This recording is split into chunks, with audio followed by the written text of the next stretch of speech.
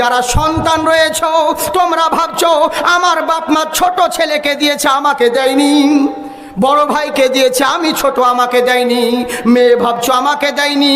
কিন্তু একটা কথা অনুরোধ করব, বাবা মা যদি বা অন্যায় করে ওর বিচারের হকদার কিন্তু তোমরা নও, আল্লাহর কাছে সঁপে দিবে আল্লাহ এর বিচার তুমি মহান রব্বুল আলামিন করো, তোমার মতন বিচারক কেউ নেই।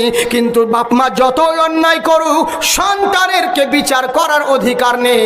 সন্তানকে বলা হয়েছে বাপ মার সেবা যত্ন করো, তাহলে বাপ মার পদতলে জান্নাত পাবে। বাপ মার খিদমত যদি করতে পারো, শুধু তাই নয় দুনিয়া এবং আখেরাতেও কামিয়াব হবে।